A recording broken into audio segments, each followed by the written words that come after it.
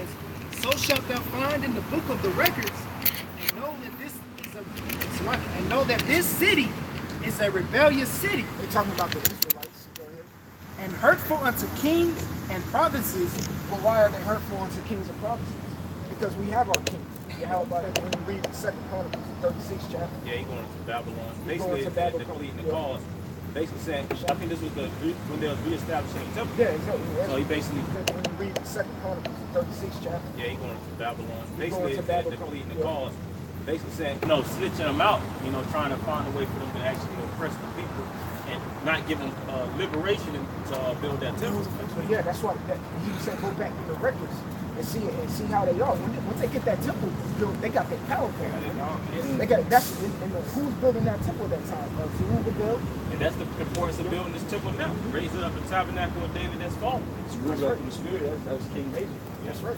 And we building the house of David right now. That's right. Because everything's refreshing. We started refreshing. You know what I'm saying? Because what does it say in Ezekiel 37? If we rebuilding the temple of Bayath Dawadah, the house of David, then that means who's going to be our prince, according to Ezekiel 37 in the new covenant? King David. Okay? You know? And King Yahushua, you know what I'm saying? So that they went in and searched the records because they understood, man, once we get our power back, there ain't no stopping us. That's why the elite, they have really, if they come down on the men of the Lord, they're gonna have to do something that's really gonna look like our backs is against the wall. They know they can't half step when they come down on the men of the Lord. They know they know what they about to deal with. That's why they prolonging this thing. I got a quick scripture. Yeah, I got one after you. All right, come. Yeah, because it shows that these people know what's up. I'm gonna hit you with this. Even the elite heathens know.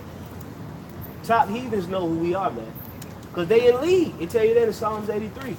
The top heathens of Moab and Elam and Ishmael, they know who we are too. They know exactly who we are, man. Because they was in league. They was confederate with the elite of Edom. So they already know what's up. That's right. This is Judith chapter 5. Oh, okay. Verse 11. It says, "Therefore the king of Egypt rose up against them and dealt subtly with them and brought them low with laboring in Britain and made them slaves. Then they cried unto their power," which we doing that now. Yep. It says, and it says, "And he smote all the land of Egypt with incurable plagues. So the Egyptians cast them out of their sight. And the Most High dried the Red Sea before them and brought them to Mount Sinai, a caged barn, and cast forth all that dwelt in the wilderness. So they dwelt in the land of the Amorites, and they destroyed by their strife all them of Esbon, and passing over Jordan, they possessed all the hill country." So this is an account of actually the Heavenly Father defending the children of Israel when the enemy had came against them. So the elite is they're hesitant on how they make a move, because they know when they make a move, it has to be calculated. Like see with Comfy, IUPK, and IUIC, they're gonna have a green light because they already in league with the devil. They confederate with the devil. When it come down to really moving on the men of the Lord, they gonna Esau know he got to move with precision. Yeah, it's gonna be a precise and well calculated plan, and it still ain't gonna work, man. Because they got the records. They got the records. They know what happens. We know how to activate a power through the earth when we deal in the right spirit. That's why they really these elite is more scared than us. That's why we shouldn't be scared. We shouldn't be worried about what's gonna happen. These elite is really the ones that's scared. Because they the most powerful men on the face of the earth. We worms. We're nobody. They eagles. That's like the eagle being you scared of a worm? Yeah. Yeah, nigga, because you know it's a bigger eagle over you. Right. That's right. That's why they scared, man. You know the Most High got something for you elites, man. Yahweh Bashem Yahushai got something for all of you elites, and we know that you watch. You know your minions watch, and we here to tell you that when you make a move on us, you better make it your best move, and be ready to see some power, man. That's right. Be ready. The reaction is always more powerful than the action. Yep. Oh yeah. in Avatar, the movie Avatar, boy had to conquer this one animal that flew higher than the other one. Yeah. And that was symbolic to that, you know. And he went and conquered it. Just like what? Esau, Jacob held first, Esau man, brother paraphrase. Man, Jacob, hey, ain't nothing that Yahweh Shema Shah can use the children of Israel to conquer, man. That's right. Esau is considered the Yeah, you good. Esau is considered that great old serpent. Yeah, the Bible. Yeah. If I can say too, because Brother Tazaram said that, you know, Esau is evil, you know what I'm saying, which you can read about in Obadiah, you know what I'm saying? Isaiah 14, you say the Most High considers the worm. What did this sound like? Because what he's going to do with that worm? Isaiah 41 and 14, fear not, thou worm Jacob. And he's talking to us. He said, fear not, you worm. You know, it's kind of funny when you read it because he's like, yeah, I got that. Go ahead. You know what I'm saying? And ye men of Israel, I will help thee, saith the Lord Yahweh Shema Shah, and thy Redeemer, the Holy One of Israel. That's right. That use that. Yahweh Shai.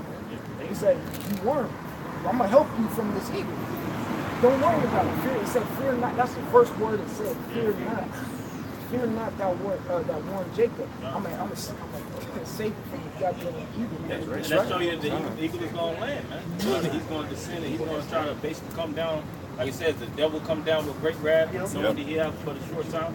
Meaning he's in a high position and he's going to descend to and try to basically take out the lowly, man. That's right. Which represent what? The worms, us the worms. But the Lord is going to lift up that standard and he's going to show the true power of himself working through us. That's right.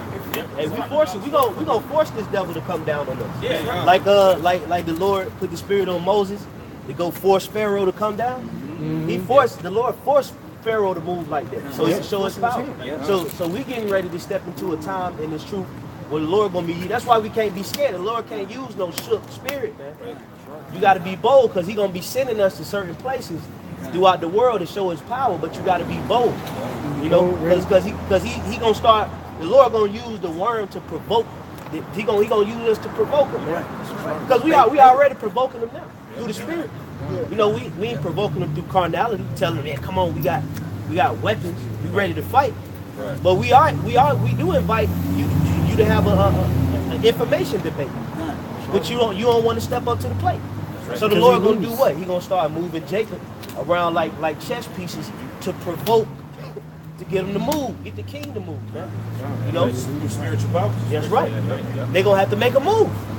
They gonna have to, man. And, you know, once they make that move, man, you know, I just got to watch this movie Upgrade. Oh my goodness, you know, I highly recommend I can watch that. Pretty much it's about the chip, but I ain't gonna spoil nothing. But pretty much in that movie it shows the type of technology that Esau has, and like the brother said, that we're gonna put spiritual pressure on him to make that move. You got to think about what this man has to make another divine entity, omnipotent power, send his right hand man and the angels, in the legions of angels to come in to manifest, to crack the sky, come from another dimension to save a remnant of people. You got to understand who we're provoking. Yeah. Hey. It's something serious. Yeah. Hey. Can I add to your point? Now, what proved that point with the angels, how they're ready to go at any given moment to, you know, go against Esau and these other nations, is what happened with Elijah and Elisha. Because Elisha, he couldn't see the chariots, but it's in 2 Kings. Yeah. And what happened was there was like I forget which particular nation it was, but it was basically a whole 1,000 armies against Elijah and Elisha, okay? And they was ready to come against Israel. But Elisha, he couldn't see the angels because Elijah was telling him, look, there'll be many with us. There's more with us than there is with them. And then he prayed to the Heavenly Father that he opens Elisha's eyes that he could see. And when he saw his eyes, he said, my power, the chariots of God. Because he's seen all those innumerable chariots, all them angels in the sky, man. You know? I got it. You got it? Yeah. Go ahead. Because he said he saw all the angels, man. Because the scriptures talk about the host of the Lord Oh, Psalm 68. Revelation 5 and 11, and then Daniel, Daniel the 7th chapter, Psalm. You can get that. You got it. I wish I said that. Oh, you think that I can't talk? Yeah, Legion of Angels. And when you go into that word legion, because you know when you read Mark, what is that? The 5th chapter about the guy who had that demon called Legion. It's like 7,000 demons. Yeah, and it's like, and it said when you look it up, it said like 5,000 something footmen and like 1,000 something horseback. You know what I'm saying? So it's like 6,000-7,000 goddamn demons, man, each legion. But in that case, 7,000 goddamn angels, man. Yeah. 12. He said it was the actual math on it was 12 legions. Yeah, 12 legions. Right? You're talking about around 7,000 each. That's like what? 80 something thousand. One of us Yeah. take out the world. That's crazy. Yeah, like that angel who came down on the Assyrian camp.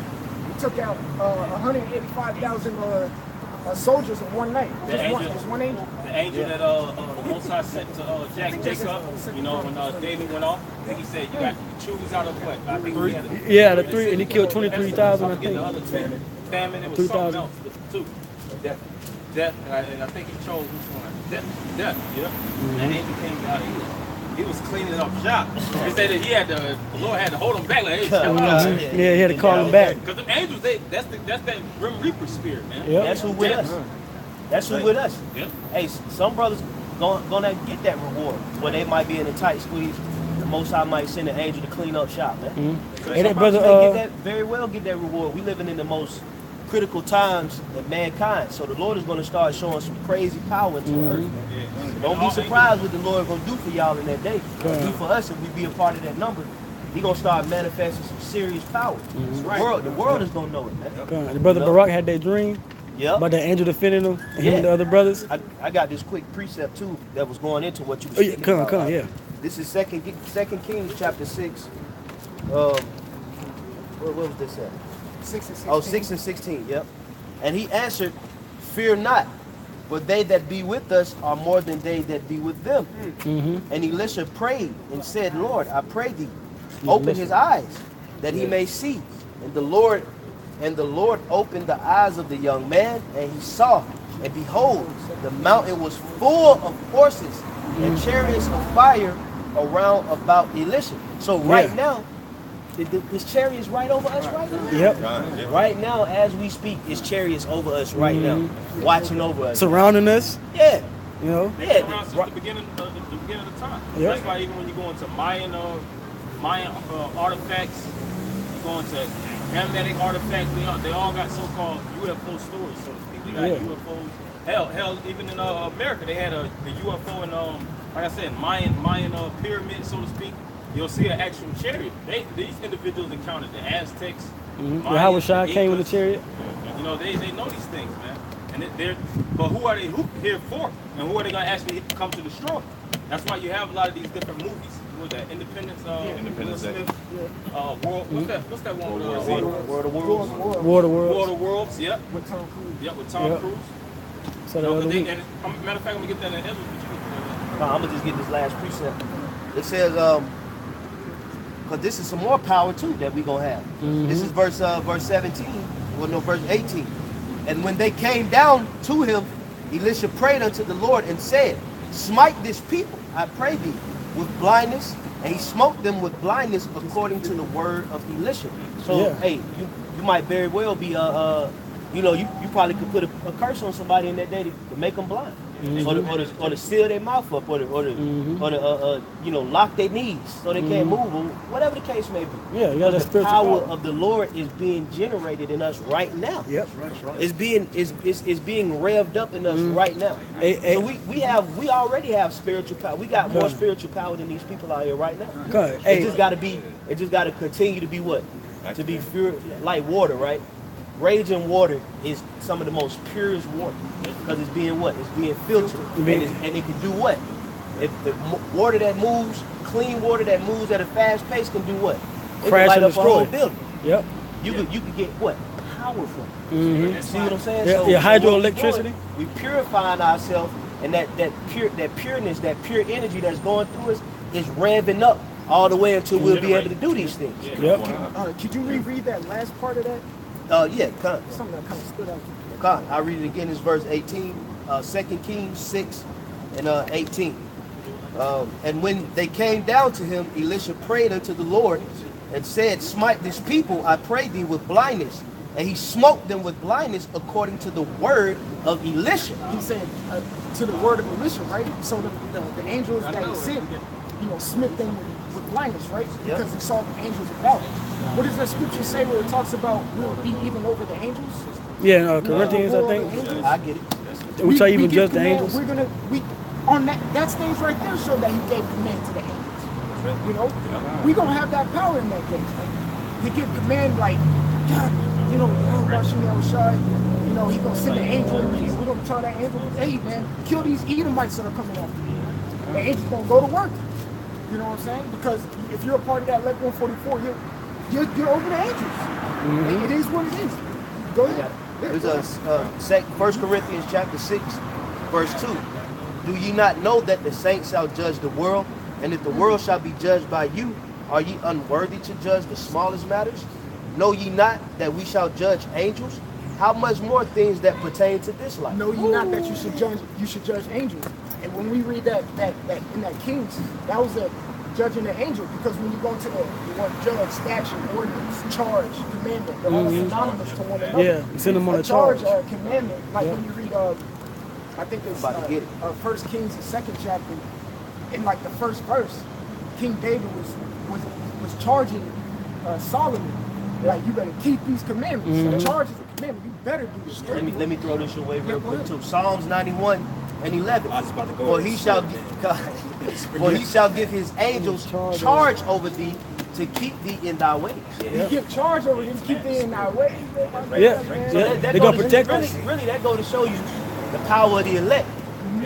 The power of the elect. You got certain angels that really come up under your command through the Spirit. Of course, through the Spirit. Spirit, right. You know, but to be in this realm doing what we're doing shows that we could very well be those first fruits, man. Those elite ruling class Israelites that the Lord ordained from the beginning to run the earth. That's right. And even by doing so, the angels even know the power that we have in us, man. They just know that we gotta work to activate it. The angels even know how much power we got. To where in that day we'll be able to call a command or call on the angel, and he'll come at the command of our word through the Spirit. That's power. But that's why Yahweh Shah was above all the angels, because of the extreme work that he did while in the flesh. The angels actually observe the actions that the men of the Lord have to take. They don't have to actually go through the things that we go through. So dang right, after we actually get to the victory, we're gonna be above. Because at the end of the day, even though we all have different offices, the glory of the terrestrial, the celestial, those are different offices. We hold, if we're the men of the Lord, we hold the highest office. The elect will hold the highest office in the kingdom of heaven. So that's why it says that, under being joint heirs under Yahweh. This is Isaiah 65 and 24. And it shall come to pass that before they call, I will answer. And while they are yet speaking, I will hear. I just want to put that about answering the prayers. That's a good prayer, man, because in that day, when you call on the Lord can ask. He's not gonna just always send you Yahweh Shah to your every need. He's gonna use what? The people that work for him too. Yeah, he can use an animal to rescue you. You might be jacked up, bro. You jacked up. You got armies around you, and you don't know what you're about to do, and you just call on the Lord. The Lord send a whole wolf pack to clean up shop, and they don't do nothing to you. That's the power. That's the power of the Lord, man. And if I can add to what you were saying too, there's in that day too, we're the curses is not going to be on us, right? The curses of Deuteronomy 28 is going to be lifted up off of us. Yep. We're going to be still catching hell, but them curses. I tell you that in Jeremiah 30. Deuteronomy 37. No, Jeremiah 30. Jeremiah 30, right after Jacob's trouble, it tells you that shall burst our bands off of us. I'm gonna get it for you. Yeah, you wanna get that? Yeah, I get it. Because that's part of it too, are them curses. And what is one of the blessings? and the blessing shall overtake thee, and that blessing is Yahweh Shai hearing us. That's beautiful. Okay. Because Yeah. when you get spiritual powers, that's it. Okay. That's it. I'm in there. You in there. Yeah. You still got to fight to the end, Okay. Right. you know. But It's a different fight. It's a different fight. You ain't gonna. You got spiritual powers. You ain't gonna be worried about Deuteronomy 28. It's Broken from day to noon. Yep. Because it tell you that, like the brother said, right after Jacob's trouble, that's what it go right into. I'm gonna get it. This is Jeremiah 30:8. For it shall come to pass in that day, saith the Lord of hosts, that I will break his yoke from off thy neck, and will burst thy bonds, and the strangers shall no more serve themselves of him. I was just saying that goes all the way back to Genesis of what Isaac was telling Esau. He said that the elder should serve the younger. But he said something else in there. You can keep talking, like I'm gonna get it. Yeah, but like you were saying, like when all hell is breaking loose out of here, that's why you said earlier, it ain't nothing to fear. Because the more hell that come on this place, the more that we're actually gaining our freedom. Right? And these curses, when they looked over us, that's why Esau, you better shoot your shot, man. Don't wait. Because you better not wait, because when these curses, one of the main curses in Deuteronomy 28 is what? There shall be no might in thy hand. And you already know Esau gonna fuck up. Yeah. He gonna do the wrong thing. He gonna make a Like Elder Yashawama did the video. All Esau had to do was fast. We 5,000 years from the story of Jacob and Esau. You still trying to figure it out. You're a loser. You are a fucking loser. You had everything set up for you to prosper, and you still, thousands of years later, you still fucking up. Losing more. Because the scripture tells us in Revelation 18 that what? The sins of this place has reached up to the heavens. You really, Esau, you added insult to injury. You really, Esau, you making it worse for yourself. Making it worse. You better chill, bro. But you ain't gonna chill. You're just killing off your own people. Because you know it's even crazier too. Because you said Revelation 18, you go to Revelation 9, it says he will not repent of his ways. Right. After all this said and done, nuking the missiles of killing everything fucked up, he still ain't gonna repent like a dumbass. Because what? I guess that's one thing he knows, that repentance stay for him. Right. If I can add to the point you just made about all Esau had to do was fast. When you go back a couple more thousand years, all that motherfucker had to do was sacrifice some goddamn meat. oh yeah. Damn, bro. The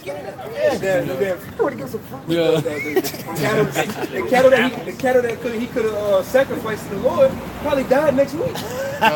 I know, right? Got ate by another animal. He could have just grabbed, you know what I'm saying? We are really under the Hey, basis of the so-called white man is a major problem child, bro. He can't do nothing right. He can't do nothing right.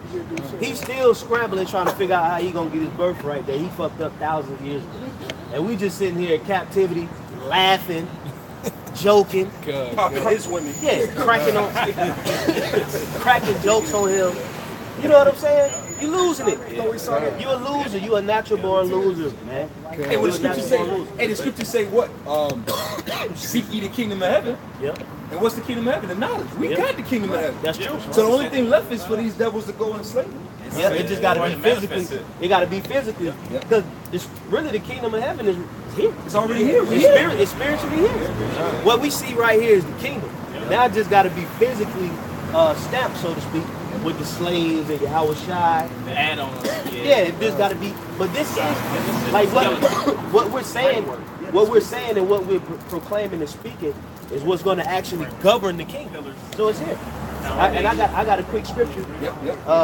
Because you brother made a point about we really ain't got nothing to worry about, because Esau will really, when Esau come down, we gonna be like, bro, you tripping.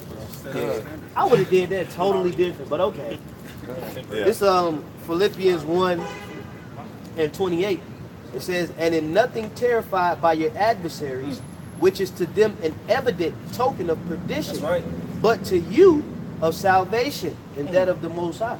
So, hey, we ain't really got too much to worry about, because like I said, we thinking, oh man, when Esau come, that's it. Martyr, and you think about, the only thing you think about is Revelation 20, which that's Bible prophecy. That's why it's imperative to get your faith up, so that way you might in that day you may have about 300 lifelines, bro. Yeah. You know, because your faith is just booming. So where you getting out of like 10 situations in one day. Many are the afflictions of the righteous, but the Yep. Lord delivered. They say a cat got 9 lives. Yeah. It's like you got young lions. Yeah, but that's why you don't want to go into this thing with with minimum faith. You want to be doing things. You want to exercise certain parts of your faith while you got the time, so that when it come, 2 or 3 incidents ain't gonna knock you off your pivot. You know, all it's gonna do is build your faith. Yeah, it's build. But if you know a brother that's weak in the faith, he go through 2 or 3 things in one day. That's it, bro. What did Chip building at? You gotta be building up. You gotta build up your faith. So you gotta build up your faith. So you might encounter 10 scenarios, but you got the faith for the Lord to do 10 miracles for you in one day. I got something real quick for you. Oh yeah, come. This is I just wanted to say that. Y'all got it. This is for you, brother. This is Colossians 2, and I start at 6. And it says, as ye have therefore received Mashiach Yahushua the Lord, so walk ye in him. Verse 7, the point. Rooted and built up in him, established in the faith, as ye have been taught, abounding therein with thanksgiving. That's right. If you're rooted and built up in Yahweh Shai, you got power. Like on Who Wants to Be a Millionaire? If you lose the first question, you don't get no lifeline. Right. You gotta work your way up to them phone calls and the process of elimination. Yeah, you can't just go, here it is, you get the first question and you answer it wrong. Like, bro, You shouldn't even be on the show. take these $5, man, and go ahead on back in the crowd. I got a nigga that had there's a clip on Instagram where a nigga was on was it Jeffrey? Will of Fortune. Oh yeah, He had the whole goddamn board answer. He had one letter. And then he pronounced it wrong, stupid nigga. No. He hit the $1 million prize. Yeah. And then goddamn said it wrong. Pronounced it wrong. A dummy. It was a dummy. Then the Edomite bitch that was on the show with him, she pronounced it and got the prize money. Nigga. That's why the scriptures say, blessed is he that read. A lot of niggas don't read. A lot of niggas just can't read. The Lord actually took that spirit of reading from you. Yeah. Spirit of being studious. Because that's how you really, to be honest, that's how you get faith, through hearing. Faith comes through hearing, and then you build on your faith by what? By reading, putting the knowledge in you, then being tested. Then your faith does what? It increases. So you want to have a level of belief to where when you go into this thing, because it's not just going to be peaches and cream. The Lord going to have you in scenarios because he has to show his power. So he has to put you in a tight squeeze to show not only you, but to show others his power. But if you don't believe, how can he use you? You're not rooted. You ain't rooted. You ain't rooted. You're not an acceptable vessel. You want to bring out? I want to say because you got to be rooted in this thing. Because it tells you what? It tells you in Jeremiah 51 that the destroying wind is going to come. Yeah. It tells you in Isaiah the 32nd chapter, Isaiah 32 and 2, that a man shall be a covering. Oh, let me get that for you, right? Only the men that's going to be a covering is those that are rooted. If you're a tree like this, when a storm comes, it's rooted in the ground. It's anchored. Ain't gonna easily blow over. But a lot of men, well, that's the parable of the sower and the seeds. Yeah. Some seeds fell in good soil, then some fell by the wayside, Yeah. and then some fell amongst the thorns and they got choked out. Huh? Yeah, see, some, You gotta pray that you really. Hey, in my spirit, I feel like I'm not even rooted enough. yeah, we got to get more rooted. Gotta get more. Because the scriptures speak about, it's a parable that speak about what? The stone, the seed that fell amongst the stones, and they say they received the word with gladness. They say and endured for a while, and they say yet when persecution For the word. arises, then they pretty much wither. You got to pray to the Lord that you endure persecution. Don't run from what's already known. Like you can't run from what's already known. Like don't not get ready for this stuff. Yeah, man. Everybody ain't gonna. It says that in Peter, things are coming to men. Yeah. Fiery trial. Yeah. Like it's strange. You gotta pray to the Lord that He roots you. Hey, I'm gonna tell you, brother.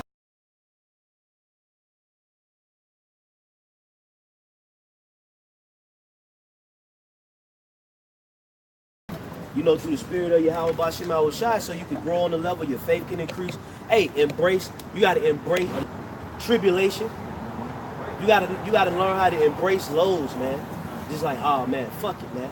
You know, I got the flu, I'ma still do this lesson. Yep. You know, or my fucking back hurt, my kidneys destroying me right now. I'm still about to crank this little quick on screen, man. I'm still about to pray and ask the Most High to make me stronger, man. And you might be jacked up, and the brother might need you.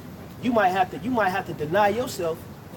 You jacked up, you sore or something like that, or you got a sprained ankle or something like that. You can't really move, but the brother, he's stranded and he needs you. And you gotta forsake yourself to show the Lord, like, man, I'm with it, man. Well, if I can say, it's in the book of Sirach, it says, it's loosely paraphrasing, it says a friend cannot be known in prosperity, and an enemy cannot be hidden in person. Yeah. So you're gonna know if someone's a friend who may be injured and have to go clean across town to go get you. Yeah. You're gonna know if he's a friend during that adversity. That's really gonna show true colors. It's easy to help somebody when everything all good. All good. Yeah. That When it Shit get real. you know, Shit get real. You know, okay, I'm on my last and he on his last. You know what? I'm gonna help him. Hey, 'cause they say in the movies. They say in the movies where it be a gathering of men in the office, and then remember on Fresh Prince of Bel-Air when Will Smith and Gina got stuck in the bottom. The earthquake happened. And what was that? Gina was eating the goddamn Snicker bar and shit, man. You gotta be mindful of Jake, man. Here it is. No, man, I'm hungry. Jake, wait for you to turn around and look away, and he over there eating on snacks and Snicker bars and shit. Where you get that from? Put your ass to death, nigga. I got something real quick. This is Romans 8. This is Romans 8 and 35. And it says, who shall separate us from the love of Mashiach Yahushua? Shall tribulation or distress or persecution or famine or nakedness? Yeah, so these are the things you gotta ask yourself. If this was to happen to me, would I forsake the Lord? You know, if I were to be homeless, would I forsake this ministry? If I were to, to encounter a near-death situation, would I forsake this truth? Persecution come. If I get locked up, will I forsake this truth or will I stand strong? I earnestly, encourage you, brothers, to run scenarios through your mind of what could possibly happen. Isaiah 33 and 17 says, meditate upon terrorism. You shouldn't be just sitting around. See, Jake, that's why we always say, you other camps, you other Israelite camps, you putting out a Disney fairy tale story to the people. Everybody want to deal with the weddings and having sex side. They want the king. They deal with that. When it's like, man, you better be thinking of, man, what if I'm out here and I ain't got no clothes on, man? Yeah. Or the whole government is chasing me across the country. Yeah. Or I'm on TV. You better you better be thinking in your head what you gonna do when they put you on CNN News and you were one of America's most wanted. Yeah. And they plaster your image and they send it around to your family members. Then they got false witnesses. They painting you to be this pedophile or this Domestic terrorist. Yeah, this domestic terrorist or whatever the case may be. You got to consider, would that actually break me or would that actually strengthen my faith? Because and if you feel like you're a little nervous and shook behind it, ask the Most High to take that spirit from you and give you the spirit to endure whatever's brought your way, man. But this is the only way we gonna make it through the hardships, man. So the Lord is not gonna put us in these scenarios to destroy us. He's gonna put us there so we can, have faith and His power can be shown through us. Testimony. It's just so His power can be shown, man. When Daniel got cast into the lion's den, it wasn't because he wanted the lions to destroy him. He wanted everyone to see the power of Daniel's faith. Hey, well, that's 1 Corinthians 10. It says, I will not tempt you above that where you're able. Yeah, let's get something to that effect. 1 Corinthians 10 and 13. They got to deal on that. You got something? Yeah, this is go ahead. I know you probably had to look more on that. Yeah. Go ahead, Paul. This is Job 34 and 7. What man is like Job, who drinketh up scorning like water, which goeth in company with the workers of iniquity and walketh Hey, wicked man, men? that's a hard man right there. That's a hard man, bro. That's a hard man. He drinking scourges as water. That's a hard strengthened, fortified man right there. And he say He he just walk, assumed it. It come with the territory with it. yeah, and he say he walk amongst men that commit iniquity. Yeah. So he ain't, Jake be like, yeah, man, I'm gonna be a house body because I ain't moving around these 2/3. What the fuck you gonna do in Jacob's trouble? You better know how to move around these people, man. You better know how to maneuver through these elements. You're gonna get yourself into these scenarios, and you're gonna do something. You're gonna compromise your faith, man. Salvation is on the line, and that's how we gonna get it through believing. Like look at what the brother just brought out, man. Job, he say he drunk scourges like water, man. Like oh man, it's just another day, man. Imagine the look. Imagine Job's face, man. Hard chords, walking amongst sinners and workers of iniquity like it ain't nothing. Ain't fearing nothing. Hey, what's up, bro? You got Jake in the time of peace right now. It's somewhat peaceful out here. Jake don't even want to deal with the bitterness of the scriptures. They don't even want to deal with the bitterness of the They put word. the bitter earth to the side, man. They put it to the side. They want that lamb, the honey. Honey, the wine. They want milk. They love milk. The Israelites. They love milk. Go ahead, Al. Go ahead. I go back to Romans 8:35, and it says, "Who shall separate us from the love of Mashiach Yahushua? Shall tribulation, or distress, or persecution, or famine, or nakedness?" Yeah, or nakedness. Hey, listen, you got to remember too, even if you're on the comment board, even if you watch a GMS video anonymously, even if you just randomly clicked on the Israelite video, they know. They watching, bro. You're going to get persecuted right along with the saints. Yeah, because Esau got his 3 lists. He got his, I think he got his red list, blue list, and a yellow list. Yeah. But I think they changed it. It's only, actually, you know what? They updated. It's only 2 lists now.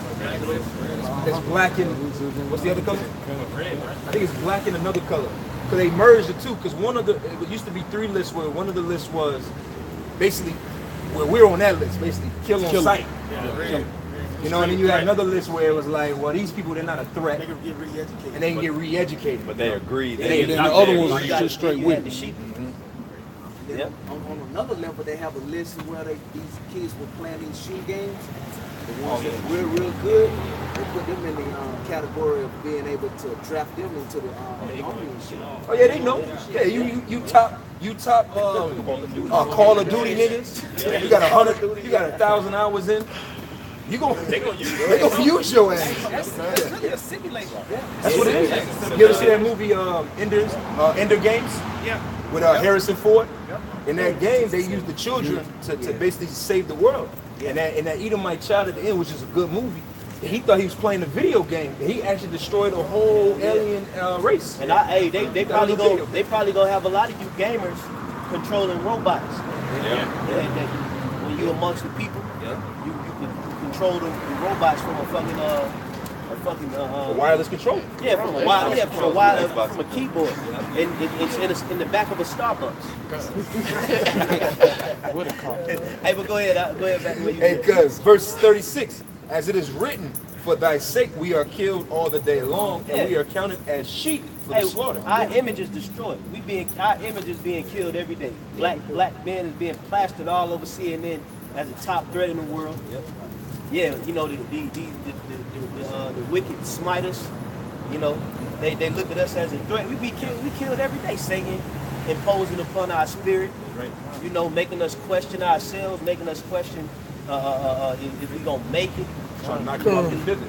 Yeah, try to create little stupid scenarios amongst brethren, amongst the body, to throw the body off, create division in the body and all of that madness. You're being killed every day. But is that still going to separate you from the Lord? And these things must be asked, because when Jacob's trouble comes, this is not going to be the platform anymore. That's when the Lord is going to actually take that faith that's within you and activate it and see, do you have enough to get through? And you're going to need it, because you're going to run into situations where an armed vehicle is chasing you and your family down, man. Yeah. And they spraying bullets, but an angel come down and get you up out of there, because you're like, man,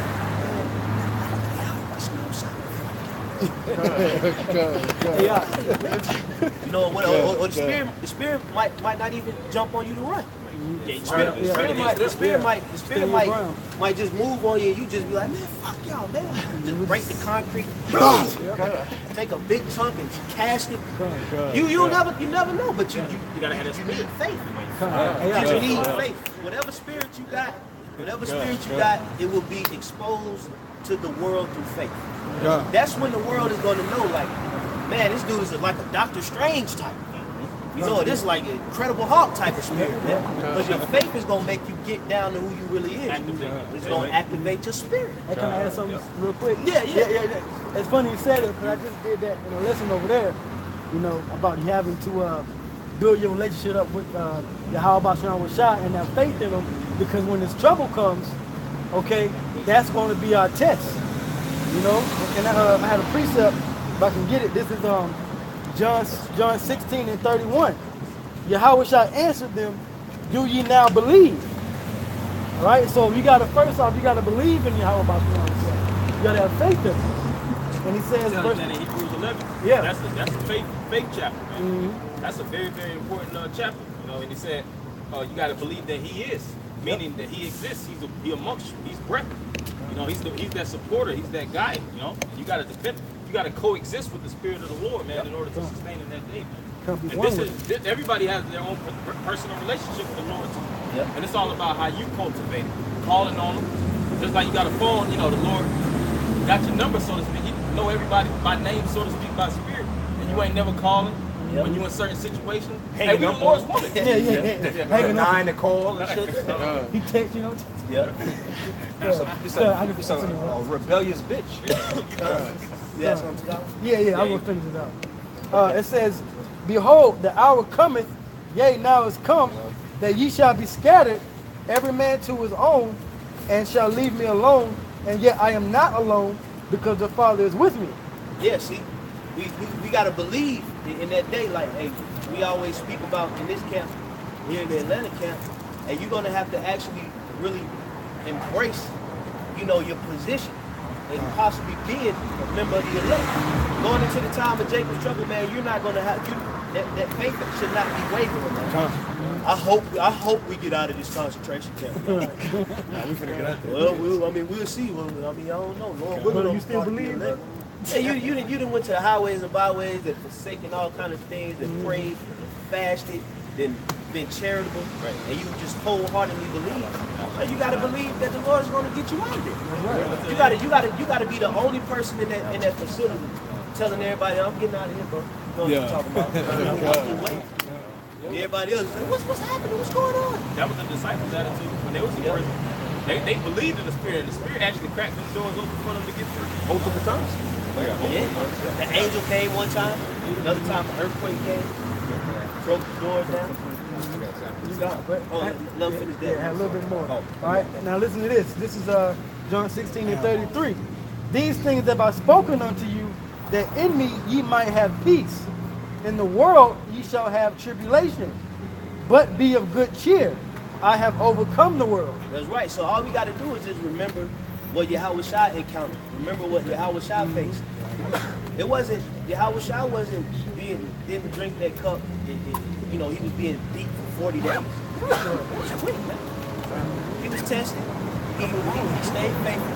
And the Lord showed power. The Lord showed his power. Even when Yahweh Shah died. When Yahweh Shah died, it was still power that was shown behind him. Because he didn't die in vain. Yep, the dead rose, earthquake, temple break, earthquake. You know, it was all kind of stuff popping off because he didn't die in vain. So even if you encounter certain situations, think about Yahweh Shah. Yep. The Lord is not going to just take you, persecute you for the word, and then just leave you jacked. He never did that. Who has he ever done that to when you read the scriptures? Who he ever just got persecuted? You know, the Lord persecuted him, jacked him up, put him in a tight squeeze, and then just they called on him. Yeah, they called on him, waited for the Lord, and then the Lord just never showed up. That's not the way of the Lord. So you can't have that mentality of I hope You know, I hope I'm gonna call you telling everybody you supposed to be the one in there with faith, and you telling everybody else. I hope we make it out. Now you supposed to be man. Supposed to be confident we gonna make it out. Something big. You supposed to be telling y'all ready to see some power. That's right. Y'all ready to see something? Yeah. All right. You want to see something cool? Y'all want to hear some cool? Hey, so these troubles, like, these troubles are necessary. Yeah. They're very, very necessary. We don't have them. It's like being starved out for food. Yep. That what makes our spirit go to the real food and water that we need. That's exactly why I said that Job eat of what it says, sufferings like water, man. Yep. Because it fueled his vessel. Sufferings actually have a fueling effect to you, man. Yeah, that's right. That's why the Lord actually puts plagues and puts infirmities on you. Paul spoke about that. How it humbled him. It made him basically go dedicate himself more into the work, you know. Urging them. It make you strong. Go ahead, Al. This is Wisdom of Solomon 1:13. It says, for the Most High made not death, neither hath he pleasure in the destruction of the living. That's right. See, the Lord don't pleasure in the destruction of the living.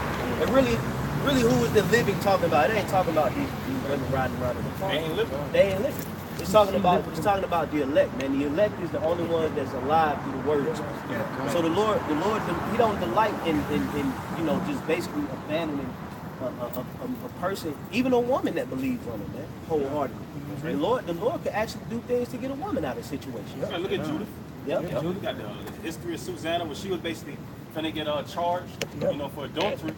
And the Most High, he turned the tables and he delivered that woman and the men got put to death. Yeah, There's a lot of situations really in the scriptures with women. And even heathen women. Rahab, she got delivered, Ruth. So the scriptures is vast, man. It's all about trusting, it's all about believing and cultivating that faith. Always building. Like the brother said, praying, finding out different ways to better yourself and strengthen yourself. You know the people who have the greatest reputation are the ones that fought through tribulation, man.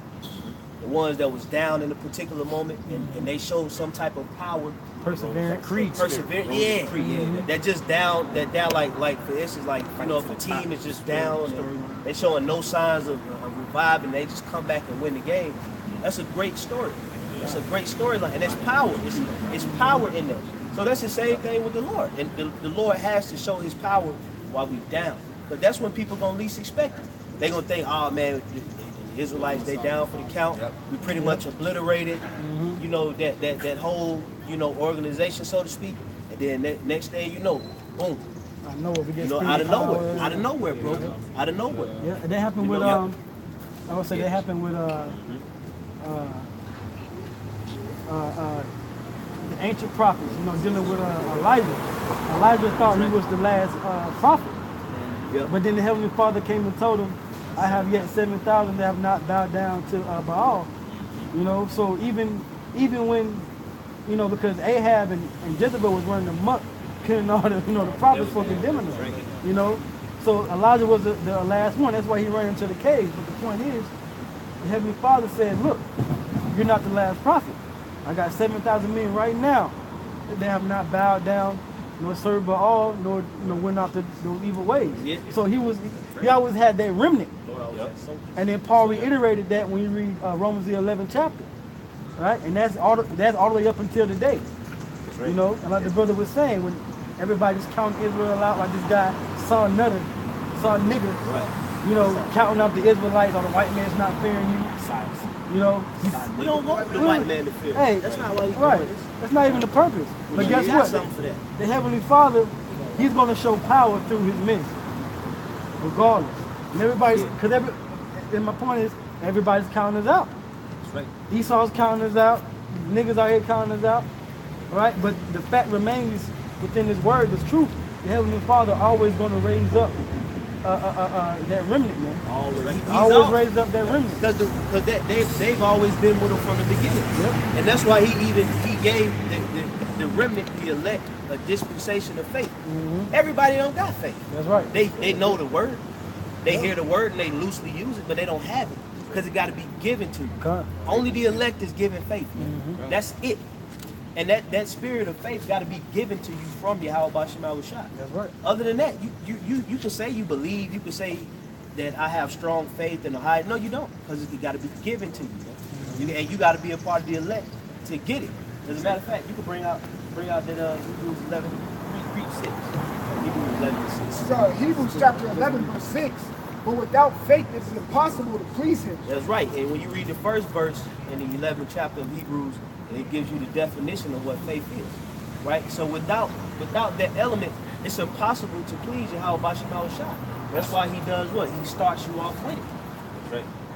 That's why everybody that's in the camp or everybody that's out here right now started with faith. Yeah, it was faith that made you cut off the old man and develop a new one. That's a leap of faith. Yeah. That's that you know, when you start a job or something like that, and you require a certain tool to get that job done, and they provide it for you. So you can get the job started. That's faith. Most High kicked you off of faith. He started you off of faith. Because you don't come in the truth knowing 1,000 scriptures, knowing the depths of the breakdown, but what keep compelling you can't back even to prove truth? nothing. We believe, therefore we speak. Yep. That's right. Back, can you bring that? Yeah. And that's Hebrews chapter 4, which said they were preached them, being mixed with, they heard it being mixed with faith. Yep. I think Hebrews 4 and 2. So yeah, like you said, when you came into the truth, the Lord, that was the fact that we believe that we the Israelites, that little belief, right? You know, Doing the work. Doing the work. Speak about faith with works. It was nothing more than faith. That's right. Because like I said, when we first heard this truth, what kept moving us? Every day we woke up, what kept pulling us? We just believe. That's faith. But what happens is a lot of men come to this thing and their faith get corrupted. It gets corrupted. It gets smothered by other things that come with this truth. Glory, knowledge, Notoriety. Yes, notoriety, strife, problems, tribulation. All of that stuff be smothering out men's faith. Because that's why you're supposed to be really doing what? You're supposed to, everything is supposed to be adding unto your faith. You're supposed to, the faith is really your nucleus. You're supposed to add to it. But Jake, because it's the spirit. But what Jake do? Jake make knowledge their nucleus. They make contention. Being right. Being right. Contention and vainglory becomes their nucleus. Rank, garments. I'm gonna fight my way up into the ranks. They start making that their nucleus of why they in it instead of why they originally came into the truth, which is faith. Nigga make his beard. I got a precept. I got Hebrews 11:1 it says faith is the substance, and when you go into the word substance, it's substructure or foundation. So actually, faith is the foundation in which everything should be built on. That's right. Where substance understands. You have to stand on top of that to actually be standing properly. That's what the scripture said. Let every man take heed how he standeth lest he fall, man. That's that's what understand. That's right. Sub understands. That's understand. It says that also in Hebrews that turn back to disbelief, because a lot of men start to believe, but they believe, like you said, get corrupted by Matthew the 13th chapter. Go through the cares of the world. The foolishness of riches. They choke the word out. They choke. Jake get that strangler, man. And we seen examples, man. But that's the fear of the Lord. That should actually increase your belief, man, like this. And that's the scriptures right there. Prophecy coming to pass. See it manifest. See it manifest. That's fear, faith, all these different things before you. That be the ingredients that the Most High has to have in you to activate His spirit. That's right. You had something? Yeah, I read it earlier, but since you made that point, I'm going to read it again. It's Colossians 2:7. And it reads, rooted and built up in Him, established in the faith. Yeah, see, established. You got to establish your faith before the Lord can establish Jerusalem. Your faith got to be established. You know what I'm saying?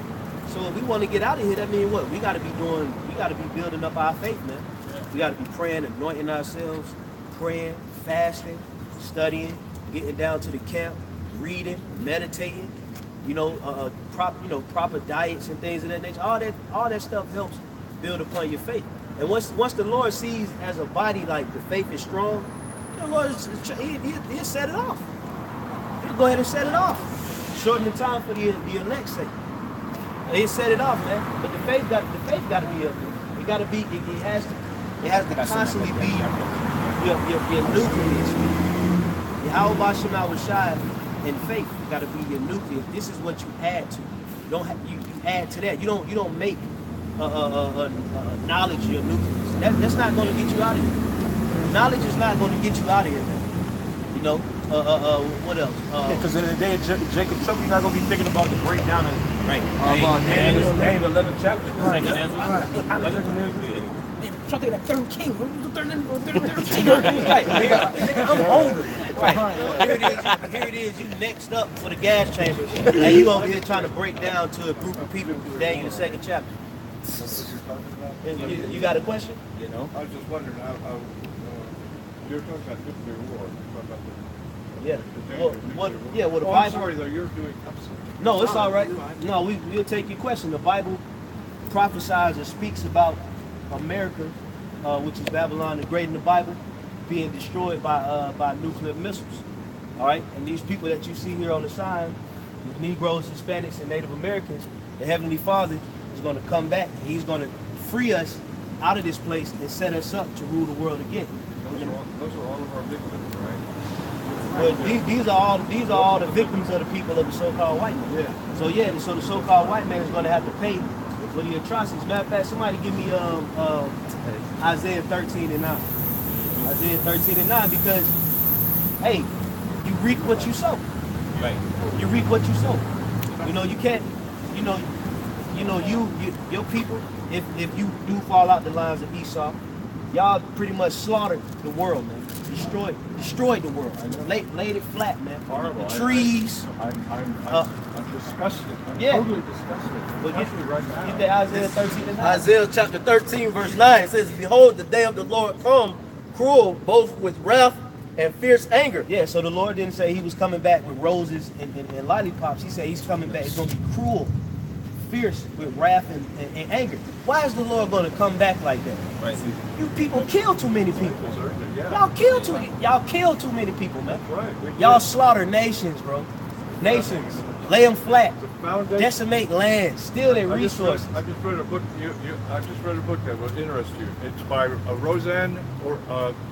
Roxanne Dunbar Ortiz. Okay. Ortiz. Okay. She's a mixed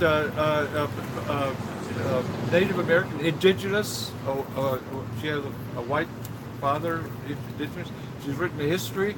And what she says is that the foundation of this country, the very foundation, thing that built this country was two things.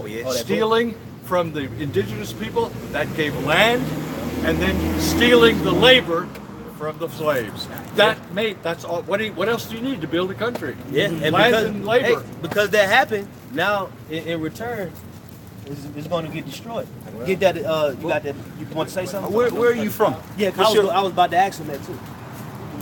I'm from a country that did a lot of that killing. I'm Well, from just Germany. tell us. Well, Germany. Well, like we said too, we want to establish the fact too that this is not a color thing too, because you got a lot of Israelites spread on the four corners of the earth too. Right. So you gotta see that part too. Yeah. So it really goes back to the seed of who your fathers are. So Right. you know. because if you feel so compelled against it, you could very well be an Israelite.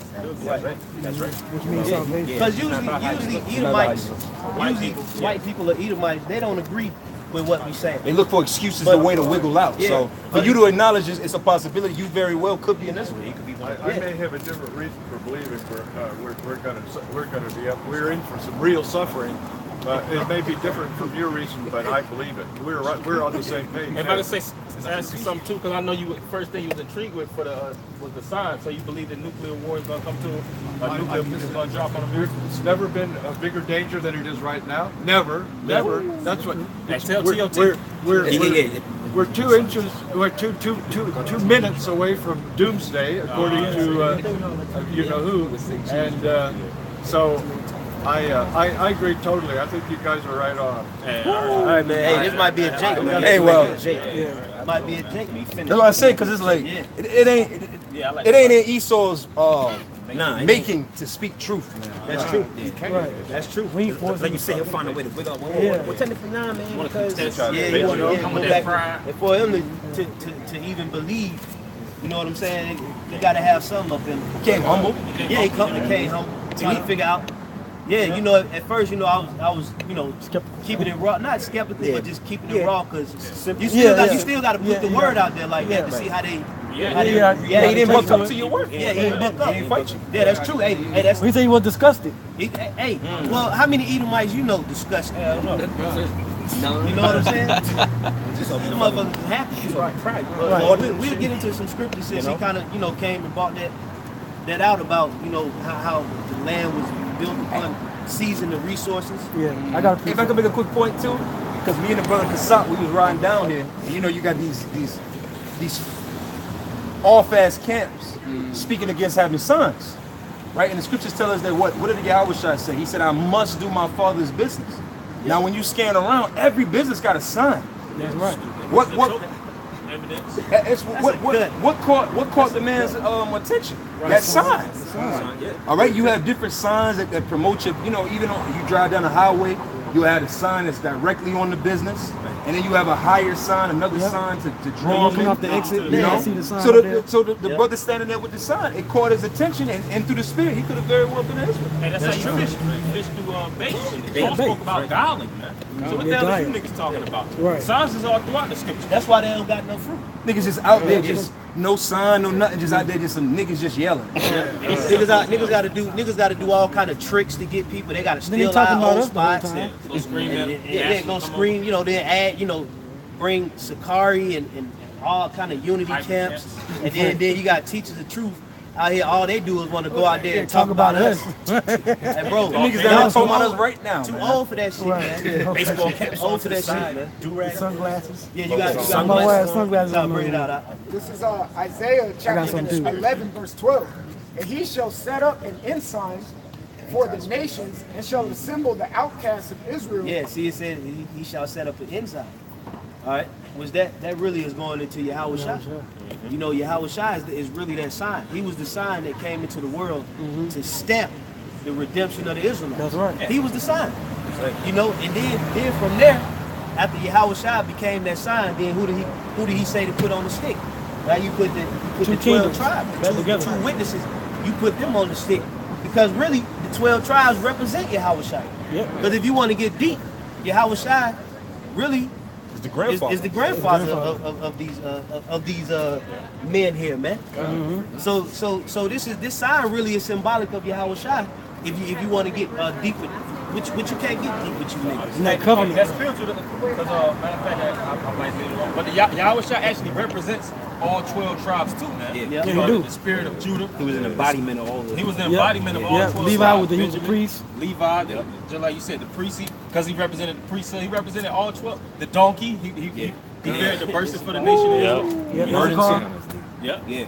Zebulun, and all these different things represent the dwelling in the spirit. All these things represent really Yahweh Shai, because Yahweh Shai, just like genetics, whenever you actually give birth to a child, all the characteristics that child possesses comes from the father.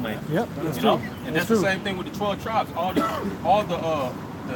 characteristics and the attributes of these tribes, they came from the father, which is ultimately Yahweh Shai, the spiritual father. He's known as the father in the scriptures too. Yep. Yeah, that's right. That's right. So for you guys out here that try to come up against the sign and denounce the sign, then what are you promoting? Like what's your basis of what you promote? What are you saying now? You don't have anything to represent what you speaking. That's why we always whenever somebody asks a question, either we point at a sign or we point to this sign. Right. And we start out the message by pointing at the sign. These people right here on the sign. This is what it's about. So what do you represent if you don't have anything to show? You are out of business niggas, man. You just bandos. Yeah, like we said, even abandoned buildings have for sale signs or for lease signs. Wow. Who the fuck would go in a building that ain't got no sign on it? Right. Yeah, and you It's know, what's the message? You don't know what to buy, like what y'all sell, bro. Right, what's the sale? Who would buy a book, buy a drink? It's just a label on it. Yeah. Or no label. No label. No label. Blue drink with That no shit might be label. poison, man. You can't see the ingredients.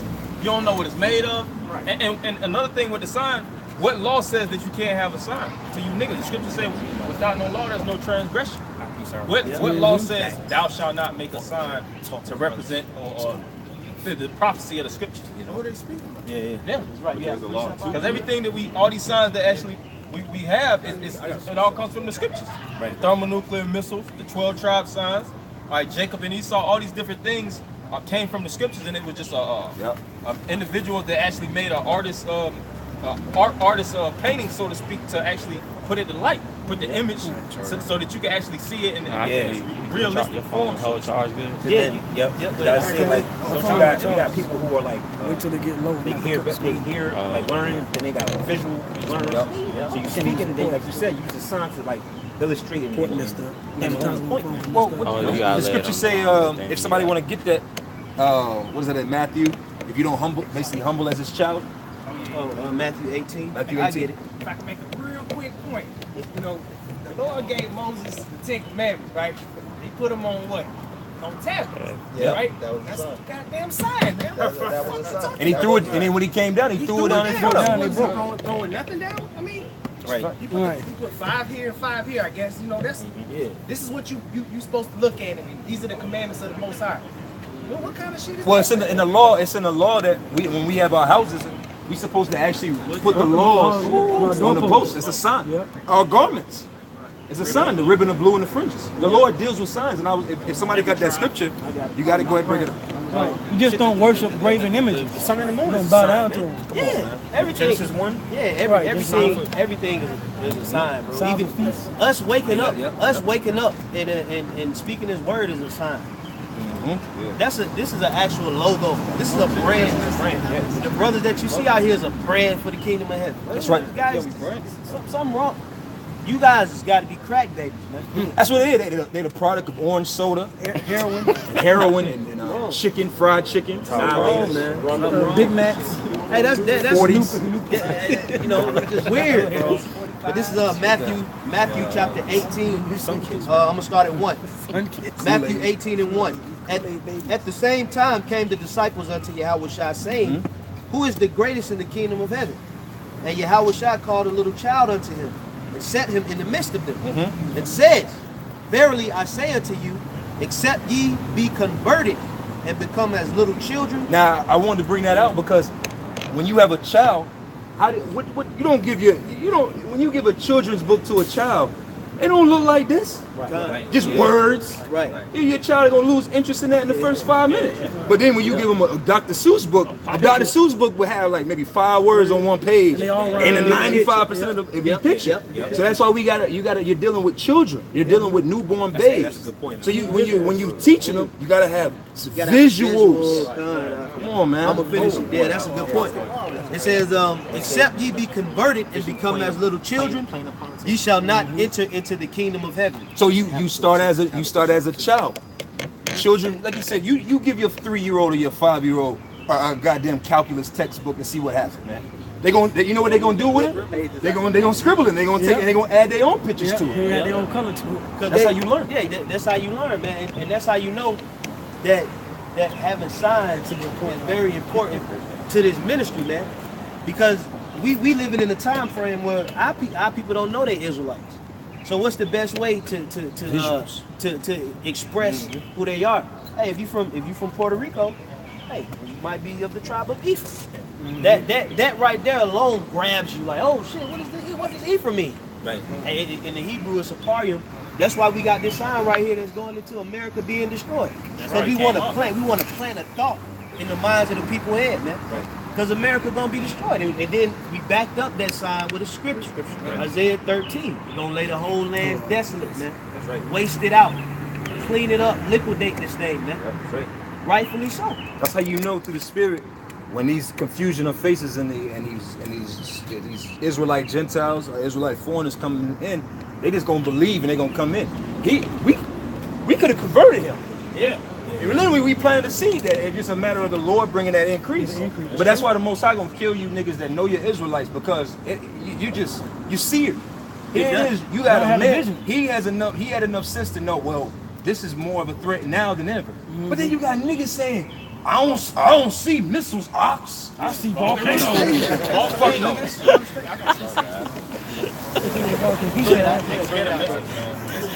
Malachi chapter 4 verse 5. Behold, I will send you Elijah the prophet before the coming of the great and dreadful day of the Lord. Which was a sign. It was a sign to measure, which Elijah came back and said, John the Baptist. That was the sign of those times. You know? And he shall turn the heart of The Bible is a book of signs and measures. Any way, you know, coordinations, measurements. You know, that's why the Most High is known as what? The great architect. Whenever you deal with architecture or deal with construction and building, hey, measurements have to be precise, man. And you measure the blueprint. And you measure things according to what? Signs. Second Ezra. That's how you measure stuff. Like if you measure volcanic activity, right? What do you have to look for? A seismic Scale. You have to look for some kind of sign in seismograph, in seismology. If you're looking for a storm, right?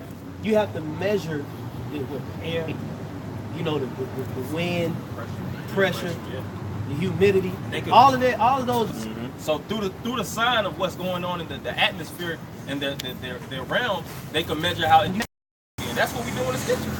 That's how we can measure that the time of Jacob's trouble is going to be very, very raw and destructive because of what? The signs of the prophecy. What the scriptures got to say, the men of the Lord. Because the men of the Lord, first off, they seen these visions. They didn't have to have physical signs at that time because the Most High gave them the vision.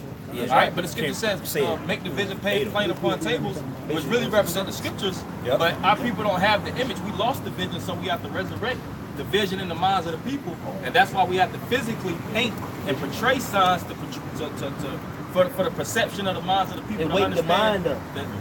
What's going to go on in these scriptures. Wake the mind up, bro. This is Proverbs 29:18. And it says, where there is no vision, the people perish. Oh man, that's straight to the point. And just by having this sign, you open up so many people to a greater vision.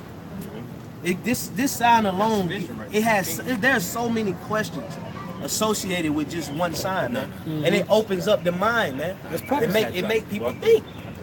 Oh well, damn. Well, okay. Well, if we are the Israelites, well then what happened then? Well, how did we get here? What about the other nations? Exactly. It opens up. It opens up your mind, gives you vision. Where there's no vision, the people fail. That's why you got all these other camps out here trying to come at the sign. You ain't gonna get no fruit, bro. No. Zero.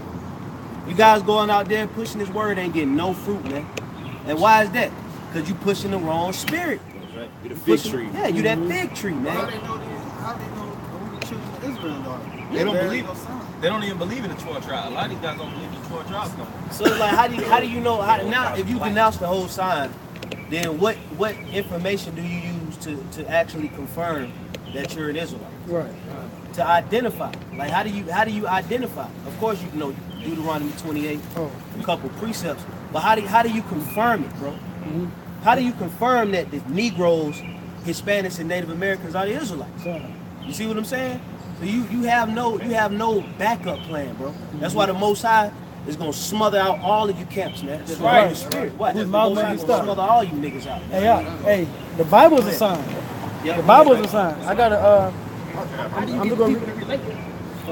How do you relay a message to somebody without having a visualization? Yep. If I was to walk up to the camp, how would you relate? If this wasn't here, they serve it. You're an Israelite. You're people. Like who the fuck people? How do you know? Like you gonna be looking like, bro, what are you talking about? Exactly. How would you explain that? That goes into another avenue of this of having a sign. People are stupid. Yeah, I just want to read this. Isaiah 13:1. The burden of Babylon, which Isaiah, the son of Amos, did see. It says, lift thee up a banner upon the high mountain. Banner is a sign. That's right. And it's also a standard. Mm-hmm. You know, it's a standard. Right, which is the Bible is that standard. Yep.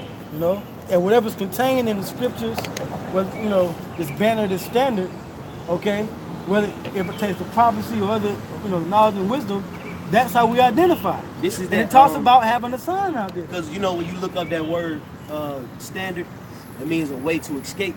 And this standard or this banner right here, this is like the exit sign in the building. Right, exit sign. This is how you get out. This is how you get out. Emergency exit. Yeah, this is the spiritual emergency exit. Like, bro, leave. This is the sign. How you gonna know how to get out of the building if you don't see the exit sign? Yeah, the first chapter, the graphic word was able to save your soul. Yep.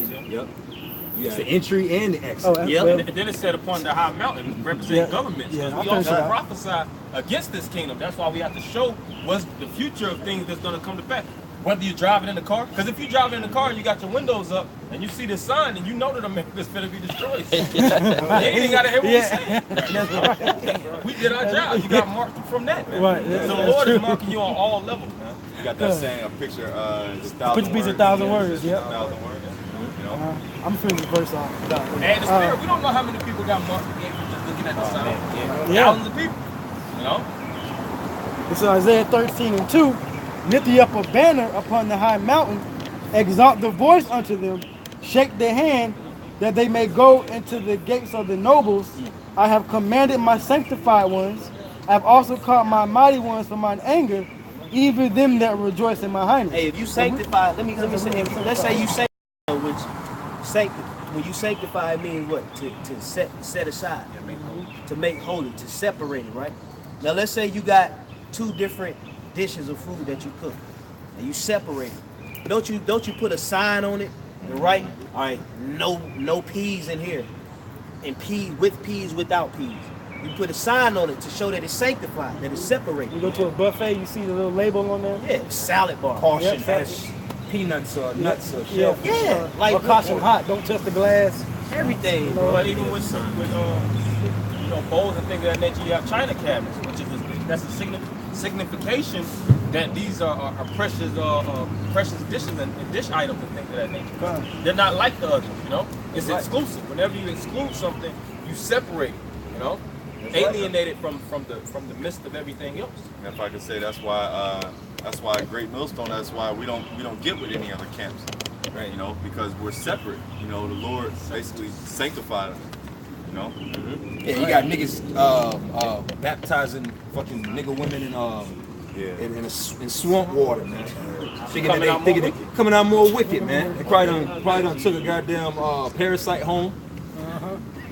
Big angry parasite too. About to do damage. Parasite. Go ahead. We gonna wrap up in a minute. Okay, this is Ezekiel 37 and 15. The word of the Lord came again unto me, saying, Moreover, thou son of man, take thee one stick and write upon it. That's not.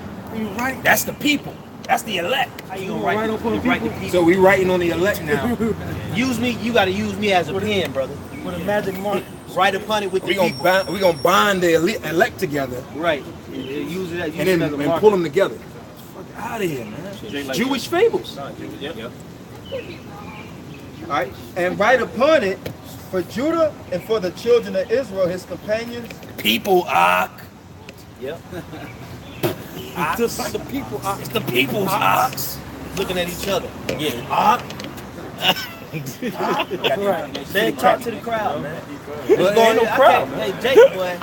Most I be putting some crazy spirits on Jake, man. Most I put some crazy spirits on you guys. Man. You got 50 cats and out there.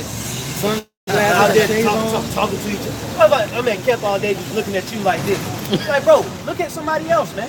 That way, man. Why you facing me all goddamn day? That's how you know JK on the level. Man, pan, nigga. I was like, all day I'm looking at this brother like this. With some low song. Man, leave me alone, bro. Teach the word. Easy shit. Why don't Gabar teach, man? Right, wait.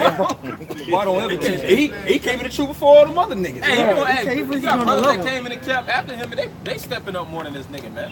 How long Gabar been knowing? We known him at least 3 years. Yeah. That nigga is a goddamn goddamn Zach TV, man. Yeah. He's a cameraman. You know what happened with Zach? That shit might happen to you, nigga. They smoked. Right. I got you was reading something? Yeah. Go ahead. I got something after you. Say cheese camera. Moreover, thou son of man, take thee one stick and write upon it for Judah and for the children of Israel, his companions. Then take another stick and write upon it for Joseph, the stick of Ephraim, and for all the house of Israel, his companions, and join them one to another. Which is why we have this sign. Right. We join the tribes together with this sign, man. Identify. All right. And that's how we identify them, man. That's how if somebody comes up here and they from Colombia and they interested in this, well, we can go on the sign and say, well, hey, well, you go down to the tribe of Asher from Colombia to Uruguay. All right, the people of Indian and Negroid descent in those areas are the children of Asher. And also, if I may add, the fact that you Latinos, you all come of one nation. Because amongst the Latinos, you have so-called Puerto Ricans acting as if it's us and nobody and them. Yeah. There's no unity even amongst the Latin tribes. They don't even understand they're the same people. They don't even understand they're the same people. We're Puerto Rican, we ain't Mexican. Right. It ain't got nothing to do with Latino. They don't even, just like They don't same care. thing with so-called Negroes, Jamaicans, and all that. But we got more of an attachment knowing that we're so-called blacks, actually came from the cargo slave ships. Yeah. But they just bugged out, man. They know they the same, but they don't acknowledge this. They know they different, but they know they the same. If that makes sense. But they used to war against each other. Mayan Kingdom and this. How you think the kingdoms got started? They The fighting tribes, each other. I'm be honest with you, man. The tribes is off, man. The All Northern of Kingdom is off. All of them. They the most wicked Israelites. The Northern Kingdom. The Hispanics and Native Americans in the Bible and in history are known for their rebellion. They hard-headed. That's why the Lord had their ass to go way over there. Yeah, like they ain't even. Lord said, cast them out of my sight. They've been out of Jerusalem for so long. It's crazy. Right. It's like Israel. Yeah, Jeroboam. It was wicked, man. Because they hard. They don't listen. You know how hard it is to tell a Hispanic from Mexico that he ain't a slave in America. Well, how hard it is to tell a Puerto Rican that hey, you and so-called Negroes, y'all the same. Oh, word? No, I don't know about that. BX. Like, man, look, man. They are hard. The Northern Kingdom is a very stiff-necked tribe, man. Very stiff-necked. They real dismal. F-150. Oh, yeah. Oh, yeah. What? Got a house, a nice house out in Smyrna, Lawrenceville. Hey, all Northern Kingdom is Alpharetta somewhere. building shit, motor work, everything. They know how to do everything when it comes to labor. They know everything about building a house, everything about cars and things. But when it comes to the truth, they just totally dismal. That's why when you read the scriptures, a lot of the prophets, a lot of the men that the Lord primarily used was from the Southern Kingdom. Because the Southern Kingdom, man, look, as soon as this word came out, all kind of Judites just started getting with it, man. Yeah. Brothers Benjamites, Levites, started getting with it, man. They ain't hesitating. Being disobedient, man. The Northern Kingdom be being Most High gonna have to bring the Northern Kingdom to goddamn the brink of destruction. See what he doing in Guatemala? We say that that's only pertaining to 2/3. Yeah, 2/3, right? Latinos, not you sincere, because but I hit you with this. You had certain brothers in the Northern Kingdom that was prophesying too, man. Yep. Hosea. Over on this side. Well, even on this side. Yeah. You had certain people of the northern spirits of the Northern Kingdom that was writing down relics in Hebrew, praying to Yahweh. Oh yeah. Yahushua came over here. Yeah, because the 12,000 out of the tribes is prophets. They brought Levites over there with them. There's a Probably comment. prophesying at us. There's a comment on the comment board from Jake's time that says the Northern Kingdom doesn't like to accept the truth because Yahushua is a so-called black man. Yep. That's another reason. That's another reason. Because they'll look and be like, well, why is he black? Why can't he be Mexican? Yeah. He is. He is. The same people. The same. We all the children of him. Right. If Yahushua was a so-called Issacharite, he's still a Negro. He's still an Israelite, man. You see what I'm saying? So Jake has that simple mind frame, that simple way of thinking. Right? Niggas love division. But they don't have a problem with white Jesus though. They ain't Right. right. He don't look nothing. That's a good point, yeah. They ain't got a problem with virgin, man. They done, man. The Lord gonna have to do something spectacular to bring the 12,000 of them tribes, man. And that's why when you see them brothers, you see brothers in the Northern Kingdom waking up around the four corners of the earth. That's a beautiful thing. That's a miracle too. But the Northern Kingdom is very stubborn, man. They are very, very stubborn collection of tribes, man. I got a quick precept. This is James 1:21. It says, "Wherefore lay apart all filthiness and superfluity of naughtiness, and receive with meekness the engrafted word, which is able to save your soul." So that's right. That's really what it boils down to. Receiving this word. Notice the characteristic they specified is meekness. A lot of people, they hear this word with pride in it. Yep. They see an opportunity when they hear this word. Oh, all I got to do is binge study this. I'm about to take over the world. I'm about about to get this lustrous fucking opening videography. You know, I'm about to have my own color scheme, my own garments, and I'm just about to push out a profuse amount of knowledge that's going to blow the minds of the people into the water, and then I'll finally be somebody. Because you didn't receive the word with meekness. That's right. You know, when you receive this word, man, what's the first thing you do when you start repenting? Shit, I cried the first time. Yeah, Me too. Contrite. Because you start acknowledging the demons that was on you, because you reattached to the law. It's like, damn, I went off. I'm fucking up. Make you feel less than, you know? Because when you first come in the truth, you understand that you're in debt. Yep. You know, you're not coming in this thing for your own platform to be seen, but you actually a debtor. Paul spoke about himself as a debtor. He was actually, he spoke of himself as really being, even though he knew that he was high, very, very high, exalted in the spirit, even receiving more revelations than the disciples, he felt like he was lower than the different apostles, man. Yep. Because what he did, killing the, partaking in the death of the Christians, the persecution of the Christians and things of that nature, you know? So in this truth, you gotta keep that same mentality, man. There ain't no room for pride, man. Yeah, we coming into something that we lost. Here it is, you coming into this at 27. You might got 3 years of diligent studying. Right. Like you supposed to have it since the beginning, man. Right. Nigga, you supposed to have been known this since you was 12. Since you was born. We so far behind that there's really no room to be puffed up. Right. That's how far behind we are. And you can't measure yourself according to the next man's measure. Just deal with yourself, man. You keep your head down and work. That's it. Don't be looking at another brother like, yeah, man, why don't I know all that? That's probably not given to you, you know all that. You have another gift. Just be humble, man. Just be humble. Like the scripture say, receive it with meekness. Right. When you receive it with meekness, like the brother Albert said, like we always say, keep your head down, do the work, stay out of trouble, man. Keep digging. You know, just stay out the way. Right. Stay out the way. Stay out beefing. You know, stay out of problems. Every time a situation pop up, your name in there. You know, every time you turn around, you on the council. You on the hot seat. You gotta be humble with this truth, man. That's right. You gotta be humble with it. If you humble with this truth, the only thing you're gonna do is, hey, you shalom, my brother. You might link up, do a video. You gonna come to camp, and that's it. You know, stay out the way. Stay out of trouble, man. Cause you humbly, just moving humbly, man. That's why you gotta receive it in that manner. If you come in that spirit of, well, yeah, I mean, I already kind of knew I was an Israelite years ago, but bro, be quiet, bro. You know what I'm saying? I already knew the book of Revelation. Yeah, I knew this before I came. I just didn't know this part. Most High really was dealing with me before the truth, but I really knew this. I just didn't know I was an Israelite. You didn't know. You knew Christianity. That's right. It is right. That's what you knew. Thought you knew. Yeah, that's why Scripture says, if any man thinketh he knoweth anything, he knows nothing. He knoweth nothing as he ought to know. That's right. And that goes for us too, man. Even though the Scriptures say we have an unction and we know all things, we still don't know as much as we ought to know. Because we're the women of the Lord. You don't tell the Scriptures. You don't tell your woman everything. Right. Yeah. So we just know enough to get the hell out of here. Right. I got something real good. It's Galatians 6:3.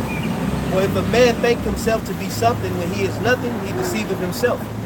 Not a novice.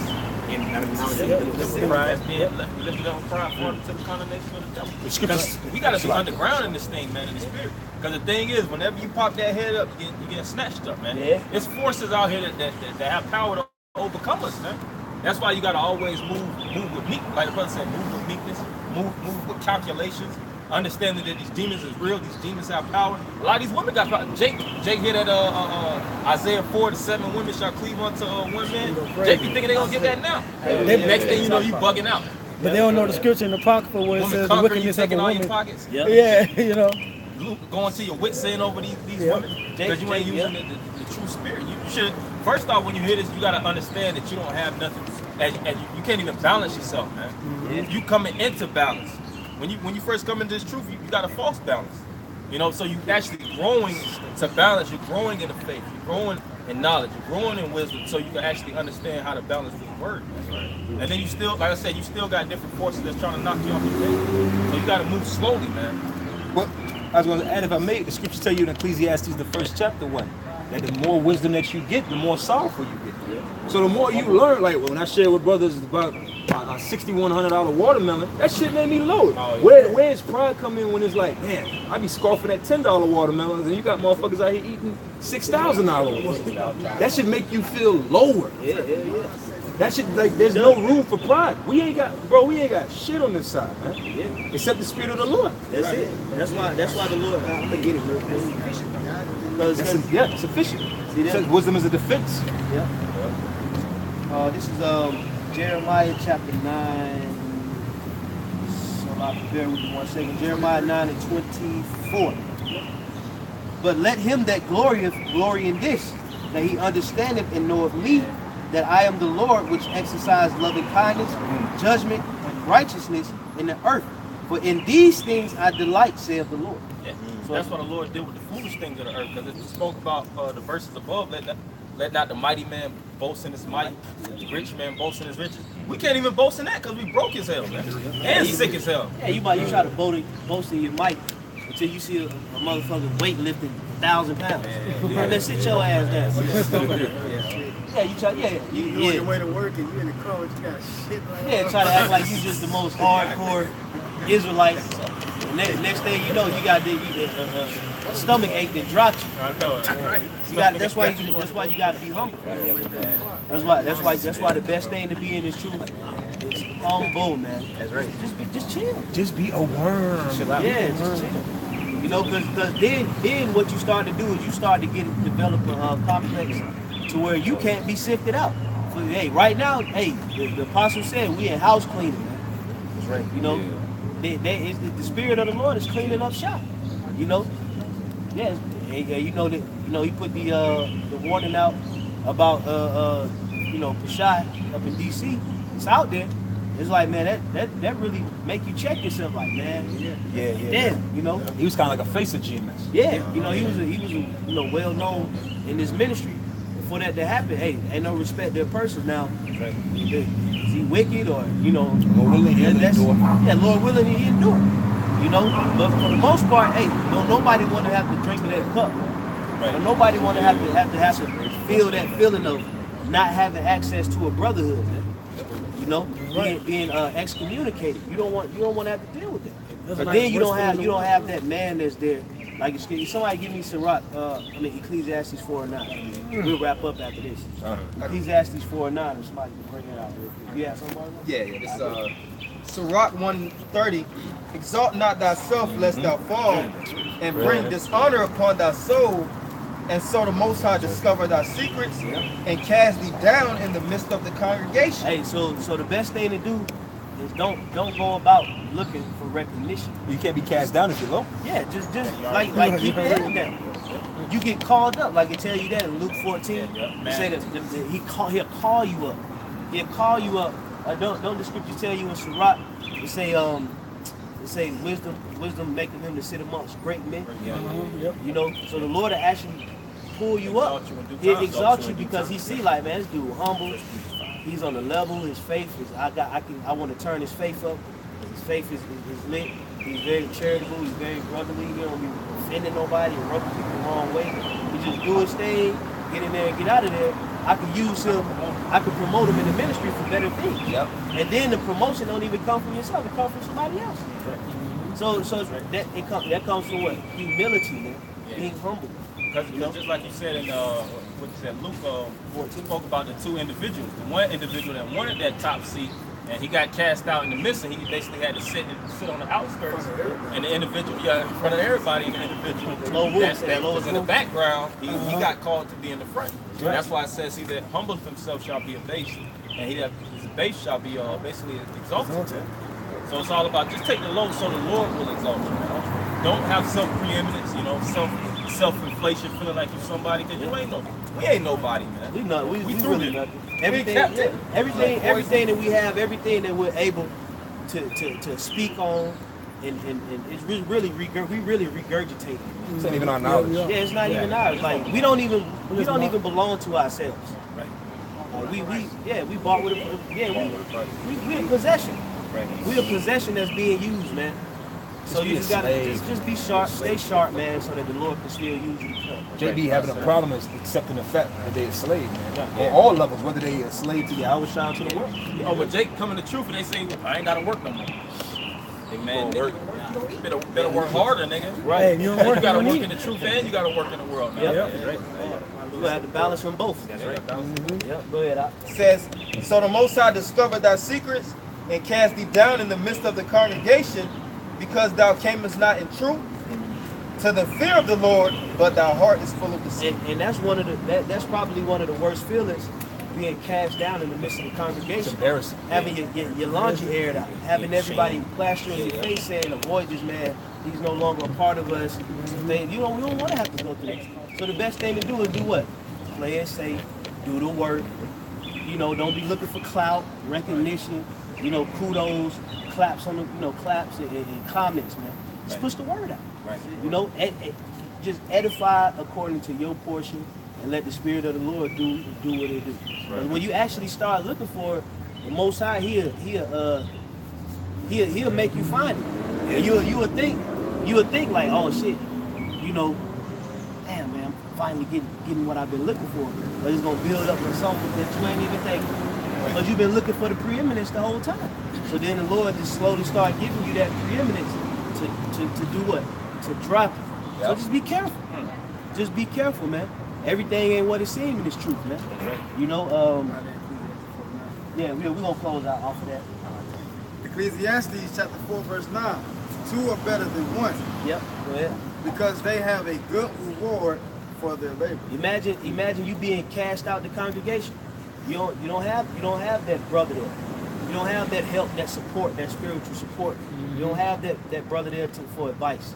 To give you that dub, that 25 to get some groceries, or pick you up and drop you off. So it's just on you now. So and all of that is worth what? Glory, vain glory for the camera, or putting on the audience. The majority of the people that be commenting on it don't even labor. Right. Yeah. They don't even be coming out to the highways and byways like that. You trying to put on for them, but then the brothers that actually going hard with you trying to smother them, step down on them so you can be seen to people that ain't even doing this, instead of actually elevating and uplifting the brothers that surround you in the spirit. Right. You started becoming T-Rex, man. That's why they call a tyrant. The word tyrant really goes into a Tyrannosaurus Rex, man. Just a beast, man. You got a beast-like nature. Just everybody, throwing everybody's spirit off, so to speak. Right. Talking to men any type of way. And I heard, brothers heard stories, individuals do that shit, man. Yeah. You talking to any brother like he just less than. Like he your fucking woman. Like he your possession. They had a line amongst the. You gotta be careful. Like we always say, these brothers belong to Yahweh Shai, man. Yeah. They don't belong to any of us, man. Right. So be careful. Be careful with that whole Ru-Ra spirit. Because you think you bad, man. The Most High got somebody badder than you. That's right. Best thing to do is just play it low key. Yep. Play it low, do the work, be brotherly, man. Jake find it so hard to be brotherly. Yeah. Be brotherly, man. Just because you got a complex about yourself don't mean you got to push that shit on the rest of the brothers. Be brotherly. It ain't hard. That brother might help you with your complex. You knew him. That be Jake complex sometimes. That shit. Gotta be more than this. Yeah, man, no, man. It ain't more than this. Making it more complex, man. Yeah, just humble down. Complicating things. Push the word. Keep what we say, keep your head down, tunnel vision, push your word. So any brother had anything else? Anybody want to bring out anything? All right, so with that, we'll close out. Oh.